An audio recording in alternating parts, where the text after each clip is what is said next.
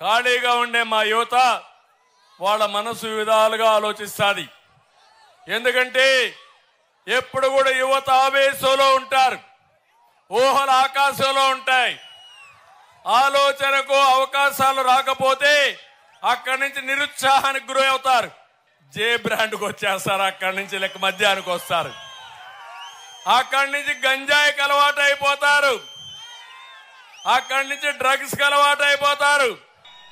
మరో విషయం కూడా చెప్తా ఉన్నాను. ఈ మధ్యకాలంలోనే ఈ విషయం కూడా ఈ మధ్యకాలంలో పేపర్లలో వచ్చింది కాబట్టి టీవీలలో ఎక్కువగా ప్రత్యర్థులు వాళ్ళ ఎల్లో మీడియాలో ఎక్కువగా చూపిస్తా ఉన్నారు కాబట్టి చెప్తా ఉన్నా. ఎక్కడో బ్రెజిల్ నుంచి మన విశాఖకు చంద్రబాబు వదిన గారి చుట్టం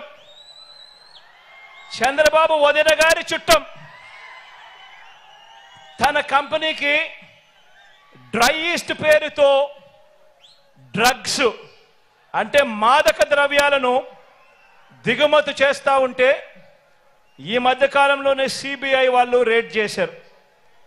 ఈ రేడ్ జరిగింది అని అందరూ కూడా ఉలిక్కిపడ్డారు.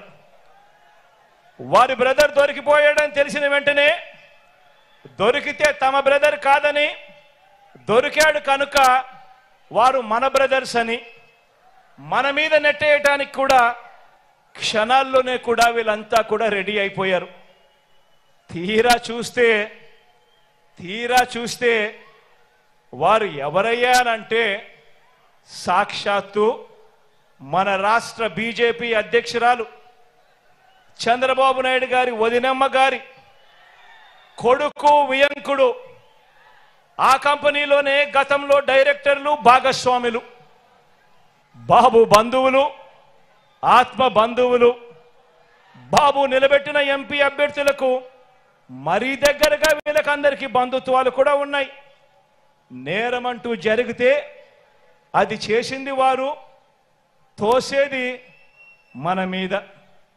ఎక్కడన్నా జరుగు నేరం, ఎక్కడన్నా ఏదైనా జరుగు, బురద జల్లడానికి మాత్రం వెంటనే రెడీ అవుతారు. ఒక చంద్రబాబు, ఓ దత్తపుత్రుడు, వీరిద్దరికి తోడవుతారు ఓ ఈనాడు, ఓ ఆంధ్రజ్యోతి, ఓ టీవీ5. వీళ్ళంతా కూడా ఎల్లో బ్యాచ్ తయారైపోయి నేరం అంటూ జరిగితే అది చేసింది వారు, తోసేది మాత్రం మన మీద. ఇదే చంద్రబాబు ఆయన మనుషులు గత 45 సంవత్సరాలుగా ఈ గడ్డ మీద నడుపుతున్న క్షుద్ర రాజకీయాలు కూడా ఈ 45 సంవత్సరాలుగా చూస్తానే ఉన్నాం. దొరకని వారంతా టీడీపీ వాళ్ళు, దొరికితే మాత్రం వాళ్ళు వెంటనే వైఎస్ఆర్సీపీ వాళ్ళు అవుతారు. బతికి ఉంటే వివేకానంద రెడ్డి గారు శత్రువు, ఆయన్ను వీరే చంపేసిన తర్వాత మాత్రం చేసేది శవ రాజకీయాలు, కుట్రలు. బతికున్న ఎన్టీఆర్ను వీరే చంపేస్తారు వెన్నుపోటు పొడిచి, చనిపోయాక వీళ్ళే ఎన్టీఆర్ శవాన్ని లాక్కుని విగ్రహాలు ఊరూరా పెట్టి దండలు వేసి దండం పెడుతున్నారు. ఒక్కసారి గమనించండి వీరికున్న వాల్యూ సిస్టమ్స్ అనేటివి ఎంత దయనీయంగా ఉన్నాయి అని, వీరికున్న నైతిక విలువలు ఎంత దయనీయంగా ఉన్నాయి అని ఒక్కసారి ఆలోచన చేయమని అడుగుతా ఉన్నా. నిజంగా ఇలాంటి వారిని చూసినప్పుడు, ఇలాంటి రాజకీయాలు చూసినప్పుడు చీ అనిపించడం లేదా అని చెప్పి నేను అడుగుతా ఉన్నా. ఎన్నెన్నో సందర్భాల్లో నాకు అనిపిస్తుంది. పొద్దునే లేచినప్పుడు ఆ ఈనాడు పేపర్లో ఏం జరుగుతూ ఉందని ఒకసారి చూస్తా. ఎందుకంటే మనల్ని తిట్టే వాళ్ళను కూడా మనం వినాలి, చూడాలి. కాబట్టి చూసిన తర్వాత ఛీ ఇదొక పేపరా అని చెప్పి రోజు పక్కన పడేయాల్సిన పరిస్థితి లేకపోతా ఉంది. ఛీ అనిపించడం లేదా ఈ రాజకీయాలను చూస్తే అని చెప్పి ఆ ఈనాడుని అంటా ఉన్నాను, ఆ ఆంధ్రజ్యోతిని అంటా ఉన్నాను, ఆ టీవీ5 అంటా ఉన్నాను, ఆ చంద్రబాబు నాయుడుని అంటా ఉన్నాను, ఆ దత్తపుత్రుడిని అంటా ఉన్నాను. నిజంగా ఇంత దయనీయమైన రాజకీయాలు చేయడానికి మనసెలా ఒప్పుతా ఉంది అని చెప్పి. వీళ్ళందరికీ తోడు ఈ మధ్య కాలంలో కేంద్రం నుంచి ప్రత్యక్షంగాను ఒక పార్టీని తెచ్చుకున్నారు, కేంద్రం నుంచి పరోక్షంగా ఇంకొక పార్టీని కూడా తెచ్చుకున్నారు. అందరూ కలిసి ఒక్క జగన్ మీద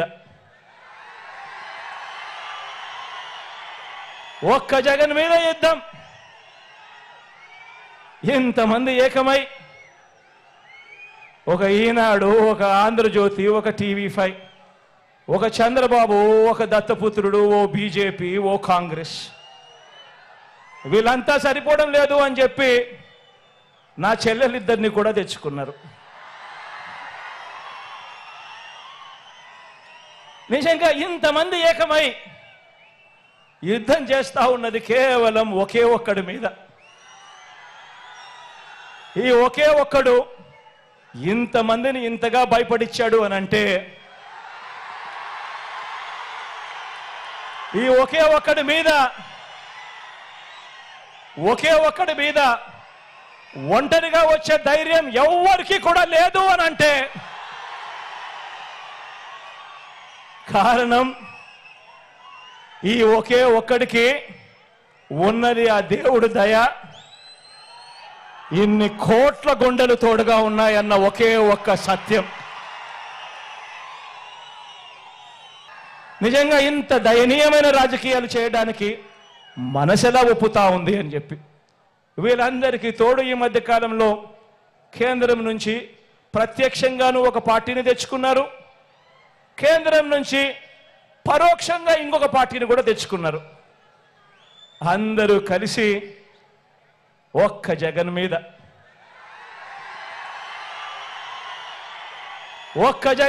యుద్ధం. ఇంతమంది ఏకమై ఒక ఈనాడు, ఒక ఆంధ్రజ్యోతి, ఒక టీవీ5, ఒక చంద్రబాబు, ఒక దత్తపుత్రుడు, ఓ బీజేపీ, ఓ కాంగ్రెస్, వీళ్ళంతా సరిపోవడం లేదు అని చెప్పి నా చెల్లెలిద్దరిని కూడా తెచ్చుకున్నారు. నిజంగా ఇంతమంది ఏకమై యుద్ధం చేస్తా ఉన్నది కేవలం ఒకే ఒక్కడి మీద. ఈ ఒకే ఒక్కడు ఇంతమందిని ఇంతగా భయపడిచ్చాడు అని అంటే ఈ ఒకే ఒక్కడి మీద ఒంటరిగా వచ్చే ధైర్యం ఎవ్వరికి కూడా లేదు అని అంటే కారణం ఈ ఒకే ఒక్కడికి ఉన్నది ఆ దేవుడి దయ. ఇన్ని కోట్ల గుండెలు తోడుగా ఉన్నాయన్న ఒకే ఒక్క సత్యం.